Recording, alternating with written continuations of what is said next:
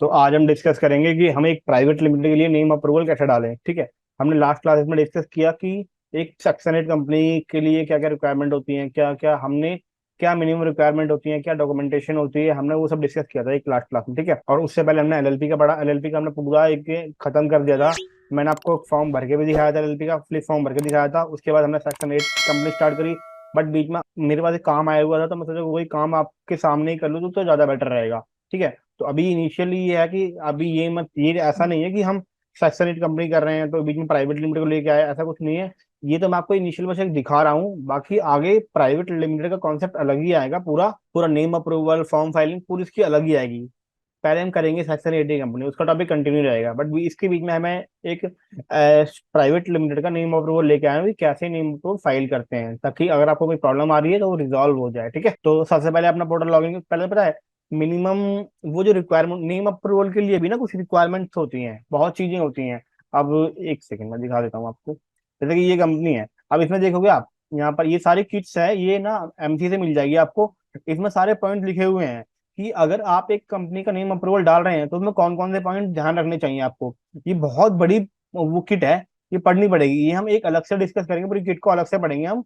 But अभी जो majorly चीजें मैं आपको बता दे रहा हूँ कि जब भी आप एक नेम अप्रूवल फाइल कर रहे हैं ना, तो उसका हमेशा ध्यान रखें कि जो आपकी कंपनी का नाम है वो नियरली रिजेंबल नहीं होना चाहिए किसी रजिस्टर्ड कंपनी के नेम के, और किसी प्राइवेट लिमिटेड के या किसी एलएलपी के या किसी सेक्शन कंपनी के, किसी भी एक कोई ऐसी फॉर्म्स ऑफ ऑर्गेनाइजेशन जो एमसीए पे रजिस्टर्ड है उसके सिमिलरली रजिस्टर आपका नेम मिलता जुलता नहीं होना चाहिए, और नियरली रिजेंबल भी नहीं होना चाहिए। ये ऐसा नहीं कि फोनेटिकल भी सेम नहीं होना चाहिए और साउंड भी सेम नहीं होना चाहिए। यानी कि अगर कुछ बोल रहे हैं तो जैसे कि अगर आप नेम अप्लाई कर रहे हैं, अगर आपके नेम, अगर सपोज आपका जो आपकी जो कंपनी का नाम है वो आशा प्राइवेट लिमिटेड रख रहे हो, अब आशा के ना दो तीन तरीके हो सकते हैं। ASHA कर सकते हो, या फिर आप AASHA कर सकते हो, या फिर ASHA कर सकते हो। इस मतलब ये तो बोलने में बिल्कुल सिमिलर लग रहा है ना, बट नियरली रिजेंबल नहीं है, क्योंकि कंपनी का ऑब्जेक्ट कुछ और होगा। और कुछ कंपनी का जो नेम, एक एलएलपी हो सकती है ऐसी, एक प्राइवेट लिमिटेड हो सकती है, बट आशा वर्ड दो सिमिलर ही लग रहा है बोलने में भी और लिखने में भी, लगभग ए का फर्क आ रहा है ना। तो उसके लिए भी ना अलग से कंडीशंस होती हैं कि आप ऐसा नाम ऐड नहीं कर सकते जो नियरली रिजेंबल या बोलने में सेम लग रहा है, वो भी आप यूज नहीं कर सकते। ये सब इसमें इसमें ये सब चीजें इसमें बताई गई हैं। ठीक है। कंपनी का जो कंपनी प्राइवेट लिमिटेड बन रही है ना, उसका business financing, leasing, chit fund, investment, securities, combination, इन सबका नहीं होना चाहिए। इन सबको अलाउड नहीं किया जाएगा, चिट फंड इन्वेस्टमेंट उसके, क्योंकि उसके लिए अलग ही कंपनियां बनती हैं। ठीक है। और कंपनी का ये देखो क्या पॉइंट बोलने, पहले देखो ये देखो क्या बोला, propose name is not is identical with two nearly resemble the name limited liability partnership. अगर आपका जो नेम है, ये देखो ऊपर का पॉइंट क्या बोल रहा है, ऊपर क्या बोल रहा है कि the name shall also be considered undesirable, यानी कि अगर आप किसी एक कंपनी का नेम अप्रूवल डाल रहे हैं वो भी अनडिजायरेबल कंसिडर किया जाएगा अगर उसमें यही पॉइंट इंक्लूड है तो। ठीक है। ये सारे पॉइंट हम पढ़ेंगे। इसके लिए एक अलग से पूरी क्लासेस आएगी, क्योंकि अभी पूरी किट हम डिस्कस कर नहीं सकते, क्योंकि मैं तो बस जनरली आपके लिए दिखाने के लिए लेके आया था कि नीम अप्रूवल कैसे डालते हैं, ताकि आपको अच्छी प्रैक्टिस हो जाए। ठीक है। उसके बाद हम दो तीन बार आपके सामने डालूंगा, फिर मैं आप तो आपको थोड़ा आइडिया हो जाएगा। तो आपको ये किट चाहिए तो मैं भी ये किट भी दिलवा दूंगा। देखो ये क्या है, देखो ये सारे वर्ड आप यूज नहीं कर सकते क्योंकि ये सब गवर्नमेंट ने ले रखे हैं। ठीक है। ये सारे जो वर्ड है ना, ये आप अपनी कंपनी के नाम में ऐड ही नहीं कर सकते। बोर्ड हो गया, कमीशन हो गया, अथॉरिटी होगा, क्योंकि इन सब की पावर ना खाली गवर्नमेंट के पास है, वो खाली गवर्नमेंट यूज कर सकते हैं इन वर्ड्स को। ठीक है। और ये इसका प्रोसीजर बताया गया है कि N application for the reservation name shall be made through the web service available. MCA पे जाएंगे, लॉगिन करेंगे, एक रिजर्व यूनिक नेम का टैब होगा, वहां जाएंगे, और विद फीस लगेगी इसमें 1,000 रुपए, 1,000 रुपए की फीस होती है। ठीक है। और ये फीस जो होती है वो एलएलपी के लिए 200 रुपये हो जाती है। ठीक है। ये सब हमने डिस्कस किया। उसके बाद मैं आपको जो मेजरली पॉइंट है मैं खाली वो बता दे रहा हूँ, बाकी इसका पूरा डिस्कशन हम अलग से ही करेंगे, क्योंकि ये किट बहुत बड़ी है। इस किट को पढ़ने के लिए भी ना कम से कम एक क्लास पूरी चाहिए। ऐसा नहीं दिखाऊंगा मैं करके आपको, पूरी पढ़ के दिखाऊंगा किट। देखो अगर आपका जो नेम है, अगर आपका कोई प्रपोज नेम है, वो अगर देखो it include the name of the registered trademark और trademark which is subject of an application for registration. अगर किसी ट्रेडमार्क की एप्लीकेशन भी लग गई है उस नाम से, unless the consent of owner of applicant, अगर जिस जो नाम आपको चाहिए उस नाम से अगर किसी थर्ड पार्टी ने या किसी सेकंड पार्टी ने अगर एप्लीकेशन लगा दी है, या तो वो रजिस्टर्ड होगा सेम नाम, या तो उस नाम की किसी ने ट्रेडमार्क में एप्लीकेशन लगा दी आपके नेम अप्रूवल डालने से पहले, तो जो पहले अप्लाई करेंगे ना उसको प्रेफरेंस पहले मिलेगी। तो ट्रेडमार्क पहले अप्लाई हो गया है तो ट्रेडमार्क को ही प्रेफरेंस दी जाएगी। तो पहले आपको जो एप्लीकेंट है ना उससे कंसर्न लेनी पड़ेगी कि मैं ये नाम यूज कर रहा हूँ, आपको इससे कोई प्रॉब्लम नहीं है। वो कंसर्न देगा, उसके बाद ही आप नेम अप्लाई कर पाएंगे, वरना आपका नाम हो जाएगा, उसमें आ जाएगा रिशमिशन, वो होगा ही नहीं अप्रूव। ठीक है, देखो क्या बोल रहा है ना ये, owner of the application for the registration of the trademark as case may be has been obtain and produced by the promoter. जो प्रमोटर होगा ना वो एनओसी लेगा, यानी कंसर्न लेगा फ्रॉम द एप्लीकेंट, जिसने वो ट्रेडमार्क अप्लाई किया होगा। अगर आपकी कंपनी के नाम में कोई वर्ड है और which are offensive of any section, जो किसी कोई ऐसा वर्ड आपके उसमें जो कि ऑफेंस कर रहा है, यानी कि कोई किसी सेक्शन को वो प्रिवेल कर रहा है, किसी सेक्शन में वो बोला ही नहीं गया कि आप ये नाम यूज कर सकते हो, तो वो वर्ड आप यूज नहीं कर सकते अपनी कंपनी के नाम में। मैं वो सारी चीजें बताऊंगा कौन से सेक्शन में क्या बोला गया है, क्या नहीं बोला गया, आप कौन कौन से नाम यूज कर सकते हो। ये वैसे तो इस किट में भी सब कुछ है कि क्या क्या नाम आप यूज कर सकते हो, क्या क्या यूज नहीं कर सकते। ये किट भी ढंग से पढ़ लोगे ना, आपको पता चल जाएगा। ठीक है, तो हम जब प्राइवेट लिमिटेड का कॉन्सेप्ट स्टार्ट करेंगे ना, तो मैं आपको पूरा दिखाऊंगा, डॉक्यूमेंटेशन क्या होगी, सब कुछ, या फीस क्या होगी, पूरी किट पढ़ाऊंगा, अच्छे से दिखाऊंगा आपको, क्योंकि ये किट समझनी बहुत जरूरी है। ठीक है, तो अभी हम देख रहे हैं कि एक कंपनी के लिए नेम अप्रूवल कैसे फाइल होगा। ठीक है, मैंने अपना एमसीए लॉगिन कर लिया है। ठीक है, मैं दिखा देता हूँ आपको, एमसीए लॉगिन है, लॉगिन कर लिया मैंने। अब आप एमसीए सर्विसेज में जाएंगे, यहाँ पे जाएंगे कंपनी फाइलिंग में। कंपनी फाइलिंग के बाद जाएंगे आप इनकॉर्पोरेशन सर्विस पे। इनकॉर्पोरेशन सर्विस पे जाने के बाद आप जाएंगे spice plus form reserve for unique name. पहले कंपनी के लिए ना दो पॉइंट होते हैं, या तो आप साथ में ही अप्लाई कर दो नेम अप्रूवल के लिए, अगर कोई रिशमिशन नहीं हुआ तो आपकी कंपनी अप्रूव हो जाएगी। अगर नाम में रिशमिशन हुआ फिर पूरा का पूरा फॉर्म दोबारा भरना पड़ेगा। तो बेसिकली मैं तो आपको यही सजेस्ट करूंगा कि पहले नेम अप्रूवल ले लो, क्योंकि जब आप नेम अप्रूवल ले लेते हो ना तो आपकी कंपनी को बनने में बहुत कम टाइम लगता है। ठीक है, तो सजेशन यही है कि पहले नेम अप्रूवल लो फिर फाइलिंग करो, ज्यादा बेटर रहेगा वो। तो हम नेम अप्रूवल करेंगे पहले हमारा। ठीक है, ये बोला टाइप्स ऑफ कंपनी, आप किसके लिए अप्लाई कर रहे हो। तो देखो, यहाँ पर प्रोड्यूसर कंपनी है, अनलिमिटेड कंपनी है, प्राइवेट ये ओपीसी के लिए है, ये आईएफ, ये फाइनेंशियल कंपनी है, सेक्शन 8 कंपनी, निधि कंपनी है, न्यू कंपनी, अदर। ये सेक्शन 8 कंपनी पार्ट, इनके भी पार्ट्स होते हैं, एलएलपी के भी पार्ट्स होते हैं ये। ठीक है, प्राइवेट लिमिटेड का नाम हमेशा इसमें अप्लाई होता है, न्यू कंपनी अदर में। यहाँ जाओगे, यहाँ से क्लास करोगे, यहाँ पे प्राइवेट। ठीक है, कैटेगरी सेलेक्ट करोगे, यहाँ पे कंपनी क्या है, कंपनी दो टाइप की होती है, लिमिटेड बाय गारंटी और लिमिटेड बाय शेयर।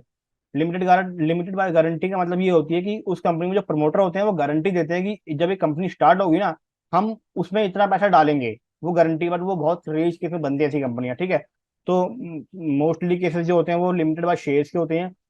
ठीक है, क्योंकि शेयर्स के थ्रू ही बाउंड होंगे प्रमोटर, जितने के शेयर्स लेंगे उतना पैसा डालेंगे कंपनी में। ठीक है, कैटेगरी क्या रहेगी उसकी, नॉन गवर्नमेंट कंपनी रहेगी उसकी। अब ये बोल रहा है कि अब आपकी जो कंपनी रहेगी उसकी ना इंडस्ट्री क्लास क्या है, वो काम क्या करेगी। तो मेरी जो कंपनी है ना वो इम्पोर्ट एक्सपोर्ट करेगी, डेट्स का, हनी का, और भी जो सारे आइटम है, जैसे कि फ्रूट्स हो गया, वेजिटेबल्स हो गई, उन सब का हम इम्पोर्ट एक्सपोर्ट करेंगे। ठीक है, तो मैं यहाँ लिखूंगा ना, वैसे तो बेसिकली मेरा मेन जो एक्टिविटी होगी वो इम्पोर्ट एक्सपोर्ट होगी। तो आप ना यहाँ से भी इसकी ना किट भी आती है इसकी, एक मैं आपको किट दिखाता हूँ, एक सेकंड। हमें इस वाले जो ये किट दी है ना, इस किट से हमें अपना एनआईसी को ढूंढना पड़ेगा। ठीक है, हमारा फर्नीचर का डिवीजन 20 आ रहा है, तो मैं 20 यहाँ फर्नीचर टाइप करूंगा। तो मैंने यहाँ पे अपने ऑब्जेक्ट की, हम ना फर्नीचर का मैन्युफैक्चर भी करेंगे और हम उसको इम्पोर्ट एक्सपोर्ट भी करेंगे। तो मैं मैन्युफैक्चर अदर फर्नीचर एनईसी मैं इसको सिलेक्ट कर लेता हूँ। ठीक है, अब मैं यहाँ पर और जो मेरे दो तीन जो यहाँ पे ना मेनली आप दो तीन अपने कोई भी एक दो ऑब्जेक्ट सिलेक्ट कर लो। उसके बाद जब आप मेमोरेंडम बनाओगे ना, आर्टिकल जब कंपनी का बनाओगे मेमोरेंडम और आर्टिकल बनाओगे, उसमें आप अपने पूरे के पूरे ऑब्जेक्ट को डिफाइन कर सकते हो। ठीक है, अच्छे से कि हम क्या क्या काम करेंगे। यहाँ तो बस खाली एक जनरल चीज मांग रहा है कि आपकी कैटेगरी क्या है, तो यहाँ तो आप कुछ भी सिलेक्ट करो, बट जब अंदर जाओगे, जब पूरा मेमोरेंडम बनाओगे ना, उसमें आपको पूरे अपने ऑब्जेक्ट अच्छे से डिफाइन करने पड़ेंगे। ठीक है, तो मैंने डाल दिया, मेरी कंपनी का क्या रहेगा, मैं फर्नीचर का डाल देता हूँ यहाँ पर, ऐड कर लिया मैंने इसको। ठीक है, ये ऐड हो गया है। अब एक दो और भी ऐड कर लेता हूँ, होता है तो वेजिटेबल्स का, फूड का, हम फूड का काम भी करेंगे। ठीक है, मैंने फूड का भी ऐड कर लिया यहाँ पे। अपनी कैटेगरी यहाँ पे ऐड कर लो। ठीक है, ऐसा नहीं है कि ये कर लिया, और जब मेमोरेंडम बनाओगे ना उसमें भी आप सिलेक्ट कर सकते हो। ठीक है, अब यहाँ पे ना अपनी कंपनी के आपको दो नाम डालने हैं, कोई भी दो नाम आपको सिलेक्ट करने पड़ेंगे, उसमें से कोई एक नाम अप्रूव होगा आपका। ठीक है, तो फिर सबसे पहले क्लाइंट से क्या करना है आपको, क्लाइंट से पहले ना आपको आपको उसकी बिजनेस कैटेगरी पूछनी है कि बिजनेस कैटेगरी क्या रहेगी। बिजनेस कैटेगरी पूछने के बाद उससे कोई दो नाम लेने हैं, कि दो नाम में से, और दो नाम भी ऐसे लेने हैं कि पहले आपको सर्च कर लेने हैं कि उस तरह के नाम है तो नहीं, या तो उस तरह के नाम अवेलेबल है ही ऑलरेडी, उसके बाद आप दो नाम ले लो, कोई फायदा नहीं है उसी का, क्योंकि नाम तो सिमिलर रजिस्टर्ड ही है। ठीक है। तो जब भी आप नाम लो पहले चेक करो एमसीए पर कोई कंपनी सेम नाम से रजिस्टर्ड तो नहीं है, या फिर उससे मिलता जुलता नाम रजिस्टर्ड तो नहीं है। तो क्लाइंट को साफ डिनाई कर दो कि ये नहीं मिल पाएगा, कोई फायदा नहीं है, कि फिर उसमें 1,000 रुपये वेस्ट हो जाएंगे। ठीक है। तो नेम अप्रूवल से पहले सबसे पहले क्लाइंट से पूछो कि काम क्या करोगे, और दो नाम लेने के बाद आपको सेम यही प्रोसेस फॉलो करना है जो मैं बता रहा हूँ आपको। ठीक है। उसके बाद आपको आपको यहाँ पर कंपनी का नाम डालना है, तो मैं अपनी कंपनी का नाम डाल देता हूँ जो मैंने क्लाइंट से लिए हैं। इसकी पूरी ड्राफ्टिंग भी करेंगे, डॉक्यूमेंटेशन कैसे रेडी करेंगे, DIR 12 कैसे रेडी होगा, DIR INC 9, INC 14, INC 15 कैसे रेडी करेंगे, MOA और AO को कैसे रेडी करेंगे फिजिकली, और फिर इलेक्ट्रॉनिकली कैसे उसमें चेंजेस करेंगे, कोई क्लॉज अगर इसमें ऐड करना है तो उसको क्लॉज को कैसे ऐड करेंगे, ये सब बताऊंगा। ठीक है। तो मेरी कंपनी का जो नाम है वो है, पता है, नाम अप्रूवल डालते टाइम ना कुछ स्पेलिंग बहुत अच्छे से चेक करनी है, क्योंकि जो नाम आप डालोगे ना वही सेम नाम हर जगह शो होगा, वही एमसी पे आएगा, वही मेमोरेंडम आएगा, हर जगह वही होगा, इसीलिए एक एक स्पेलिंग बहुत अच्छे से चेक करनी है। ठीक है। तो मेरी कंपनी का नाम जो वो है। ठीक है। तो मैंने अपनी कंपनी का नाम डाल दिया यहाँ पर। मैं यहाँ पर सेकंड प्रेफरेंस डाल दूं कि अगर मुझे फर्स्ट नंबर का नाम ना मिले तो सेकंड का तो मिल ही जाए एटलीस्ट, बट मिलेगा वही जो दोनों में से कोई एक अवेलेबल होगा डिपार्टमेंट की पॉइंट ऑफ व्यू से। डिपार्टमेंट आपको अपनी मर्जी से नाम देगा, मुझे ये नहीं कि आपने पहले पढ़ा तो पहला मिलेगा, आपको प्रेफरेंस वाइज मिलेगा, बट आपको पहला नाम पहले मिलेगा। अगर कोई दोनों में, अगर दोनों अवेलेबल हुए ना तो पहला पहले मिल जाएगा। अगर दोनों में से कोई भी एक अवेलेबल हुआ तो जो अवेलेबल होगा, जिस प्रेफरेंस पे अवेलेबल होगा वो मिल जाएगा आपको। ठीक है। तो मेरी सेकंड प्रेफरेंस रहेगी। तो मैंने अपने दोनों प्रेफरेंस डाल दिए हैं। फर्स्ट प्रेफरेंस पे आपको वो नाम डालना है जो आपको चाहिए ही चाहिए, कि इससे मुझे मतलब नहीं है इस वाले नाम से। मुझे पहली प्रेफरेंस मेरी है कि क्लाइंट बोला कि भैया मुझे ये नाम चाहिए ही चाहिए, ये नाम मुझे जरूर चाहिए। ठीक है। तो आप 1 नंबर पर उसको डाल दोगे। सेकंड वाले पे ये बोलता है कि चलो अगर ये भी ना मिला तो आप मुझे ये नाम तो दे ही देना। ठीक है। ये प्रेफरेंस बहुत ध्यान से सिलेक्ट करनी पड़ेगी आपको। बहुत बंदे क्या होता है कि जो नाम नहीं चाहिए होता वो यहाँ डाल देंगे, चाहिए होता है वो यहाँ डाल देंगे। ठीक है। फिर वो सेकंड वाला अप्रूव हो जाता है। यहाँ पर आपको ऑप्शनल अटैचमेंट है, कुछ भी आप यहाँ पे कुछ भी अटैच कर सकते हो। अगर आपका सेम कंपनी के नाम से कोई ट्रेडमार्क रजिस्टर्ड है तो उसका सर्टिफिकेट लगा दो, अपना ऑब्जेक्ट क्लॉज लगा दो। मेरे केस में ऑब्जेक्ट क्लॉज, मैं अपना ऑब्जेक्ट लगा देता हूँ। ठीक है। यहाँ पे आपको PDF अटैच करनी पड़ेगी, वर्ड फाइल अटैच नहीं होगी। ठीक है। तो मैं अपने फोल्डर में जाऊंगा, पहले मैं इसको ओपन करूंगा, इसको यहाँ से सेव एज करूंगा। ठीक है। सेव एज किया, एज ए PDF कर दूंगा यहाँ पर, सेव हो जाएगा ये, PDF बन गई। मैं सेम इसको अटैच कर दूंगा यहाँ पर, अटैच हो गया ना। वर्ड फाइल अटैच नहीं होगी यहाँ पर आपको PDF भी डालनी पड़ेगी अटैच, वो कन्वर्ट करके। ठीक है। इसको सेव करोगे आप, सेव हो गया, ऑटो चेक करोगे यहाँ से। अब देखो यहाँ पर ना कोई आपका एरर नहीं आना चाहिए, एरर आएगा ना उसका मतलब वो काम, वो नाम से मिलता जुलता है ही आपसे, इसलिए वहां पे एरर दिखाएगा। मेरे केस में खाली इंफॉर्मेशन दे रहा है कि ये क्यूबा ग्लोबल प्राइवेट लिमिटेड है ना, वो एक LLP रजिस्टर्ड है, क्यूबा स्क्वायर LLP। तो ये LLP है और स्क्वायर वर्ड है, जिसको मेरे नाम से जो रिजेंबल नहीं है, पूरा का नाम मिलता जुलता नहीं है। क्यूबा तो एक जनरल वर्ड है। ठीक है। तो मेरे में कोई एरर नहीं आया, यहाँ पे एरर नहीं आना चाहिए खाली आपका पास खाली। अब मैं इसको सेव कर दूंगा, देन मैं इसको सबमिट करूंगा यहाँ से। अब बोला कि submit for the application for the name reservation और प्रोसीड फॉर इंकॉर्पोरेशन। आप यहीं से इंकॉर्पोरेशन के लिए जा सकते हैं कि मुझे नेम अप्रूवल नहीं चाहिए, मुझे पता है मेरा नाम मिल जाएगा मुझे, तो सीधे फॉर्म भरो, कंपनी की फाइलिंग करो, नेम अप्रूवल अपने आप ही हो जाएगा उसमें। बट मुझे सेपरेटली नेम अप्रूवल के लिए जाना है तो आपको को पहला वाला पॉइंट लेना पड़ेगा कि submit application for name reservation. तो अब आप देखोगे कि मैंने एप्लीकेशन फाइल कर दी, मेरा अचानक सबमिट हो गया था। ठीक है। अब वो वाली जो एप्लीकेशन होगी ना वो यहाँ पर आएगी पेंडिंग फॉर एक्शन में, देखो आ गई ना, क्यूबा इंटरनेशनल प्राइवेट लिमिटेड, इसका name spice plus part A file हुआ है। पार्ट ए में हम नेम और रोल डालते हैं। ठीक है। पार्ट बी में पूरा फॉर्म भरे जाते हैं, जिसमें जिसमें अजाइल होगा, इसमें INC 9 होगा, 31 मेमोरेंडम होगा, आर्टिकल होगा, सब इसमें होगा। ठीक है। अब मैं एज फीस पे करूंगा, 1,000 रुपये लग रहे हैं ना, मैंने कहा था 1,000 रुपये फीस लगती है इसमें। तो यहाँ से मेक पेमेंट करोगे। मेक पेमेंट करने से पहले अपना नाम वाम ध्यान से, स्पेलिंग ध्यान से चेक कर लेना। ठीक है। सबमिट करोगे इसको, जो वहीं चेक करोगे वहीं दिखाएगा, उसके बाद वो नाम कहीं दिखाएगा ही नहीं। ठीक है। एक सही, ये पोर्टल का एरर आ रहा है। पे फीस पे जाएंगे आप, क्यूबा इंटरनेशनल प्राइवेट लिमिटेड। ठीक है। क्यूबा, ये सब ध्यान से स्पेलिंग मैंने चेक कर लिया। ठीक है। क्या बोला, please note that payment confirm is pending the last transaction. अब पता है इसमें क्या होता है, अगर एक बार मेरी एंट्री वो एरर में चली गई, अब वो एंट्री एरर में जाने के बाद 4 घंटे के बाद ही ओपन हो पाएगी वो एंट्री। ठीक है। तो 4 घंटे तक मुझे वेट करना पड़ेगा इसके लिए, कि 4 घंटे के बाद ही मैं नई पेमेंट कर पाऊंगा। इसके बाद कभी भी ऐसा हो तो डरना मत कि अगर आपकी एंट्री पेंडिंग हो जाए, कुछ हो जाए, तो 4 घंटे के बाद करूंगा दोबारा हो जाएगी। ठीक है। अगेन बट मेरी केस में अभी 4 घंटे तक मुझे वेट करने के लिए नहीं पड़ेगा, क्योंकि मेरी एंट्री हुई नहीं थी। ठीक है, मैं यहाँ से जाऊंगा, पेमेंट करूंगा, कंफर्म, HDFC सिलेक्ट किया, HDFC बैंक लिमिटेड, यहाँ पे AK, AK, AS57 टेक्नोलॉजी है, यहाँ पे इसको टिक करेंगे। हाँ, कैप्चा डाल दिया मैंने, पे करेंगे यहाँ से, कंफर्म करेंगे, कंफर्म करेंगे यहाँ पे, देन OTP डालेंगे। ठीक है, मैं आपको OTP डाल के दिखा रहा हूँ अभी, एक सेकेंड, OTP मंगा लेता हूँ। यहाँ सबमिट करेंगे, आपका चालान जनरेट हो गया। ठीक है, पेमेंट हो गई है। ठीक है, आपका नेम अप्रूवल का एप्लीकेशन फाइल हो गई है यहाँ तक। ठीक है, उसके बाद आप अपना ये जो जो चालान है, इसको आप डाउनलोड करके ध्यान से रख लो, क्योंकि आपको ना बाद में इससे ना कभी MCA में कुछ दिक्कत आई, कभी आपको SRN की जरूरत पड़ी, तो आपका अब सब कुछ सेम आपका अब इसी SRN पे चलेगा, इसी SRN से आपका पूरा फॉर्म भरा जाएगा आगे का। ठीक है, तो इसको सेव कर लो आप, इसको डाउनलोड कर लो यहाँ से।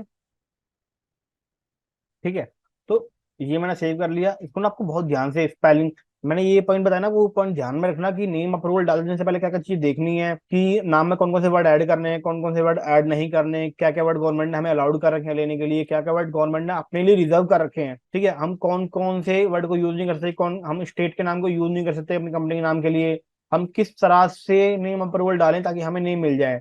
तो हमें एक अगली क्लास में हम पूरा प्रॉपर डिस्कस करेंगे। ये तो मुझे काम करना था इसलिए मैंने आपको प्रैक्टिकल दिखा दिया, बट नेक्स्ट क्लास में मैं आपके लिए पूरी प्रैक्टिकल रेडी करूंगा ना, एक एक पॉइंट अच्छे से रेडी करके लेके आऊंगा, अच्छे से पूरी प्रेजेंटेशन करूंगा कि कैसे कैसे नियम अप्रूवल डालना है, क्या क्या पॉइंट ध्यान में रखने हैं। ठीक है, तो नेक्स्ट क्लास मिस मत करना कभी भी। ठीक है, क्योंकि अभी तो हम सेक्शन 8 कर रहे हैं, तो सेक्शन 8 आने वाली 2-3 क्लास में हम सेक्शन 8 को पूरा कवर कर लेंगे।